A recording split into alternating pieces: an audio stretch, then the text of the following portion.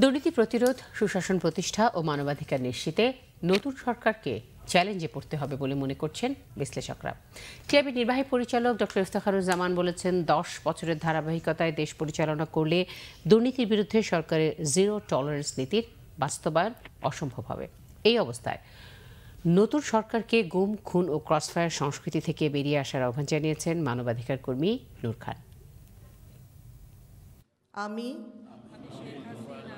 নির্বাচনে বিপুল ভোটে জয়ের পর শপথ নিয়েছেন একাদশ জাতীয় সংসদের নবনির্বাচিত সংসদ সদস্যরা।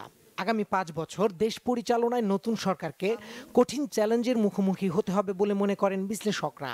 কারণ হিসেবে তারা বলছেন, গেল মেয়াদের লাগামহীন খেলাপি ঋণ বা অর্থ লোপাটের ঘটনায় সমালোচনায় পড়েছিল গোটা ব্যাংকিং খাত। এ পরিস্থিতিতে নতুন সরকারের কাছে দুর্নীতিবাজদের পরিচয়ের ঊর্ধ্বে বিচারের আওতায় আনার পরামর্শ বিশ্লেষকদের। বেসিক ব্যাংকের যে ঘটনা দৃষ্টান্ত হিসাবে বা পুরো ব্যাংকিং খাতে যে অনিয়ম, যে লুটপাট থেকে শুরু করে ঋণ খেলাপি এবং জালিয়াতি, যে সমস্ত ঘটনাগুলি ঘটেছে তার সাথে জড়িত যে মূল হোতা, তারা কিন্তু এবার আবার সংসদে অধিষ্ঠিত হয়ে আবার অবস্থানটাকে আরও সুদৃঢ় করার সুযোগ পেয়ে যায়। দুর্নীতি প্রতিরোধের দৃষ্টিকোণ থেকে গত 10 বছর যেভাবে প্রক্রিয়াটা চলেছে সেটা অব্যাহত থাকলে কিন্তু যে জিরো টলারেন্সের কমিটমেন্টটা বাস্তবায়ন করা কঠিন হয়ে যাবে, অসম্ভব হয়ে পড়বে। দেশের গুম ও ক্রসফায়ার আশঙ্কাজনক হারে বেড়ে যাওয়ায় বিভিন্ন সময়ে উদ্বেগ জানিয়েছে দেশি বিদেশি মানবাধিকার সংগঠন। আর তাই আইনের শাসন প্রতিষ্ঠায় সুশাসন প্রতিষ্ঠার ওপর জোর দেন মানবাধিকার কর্মীরা।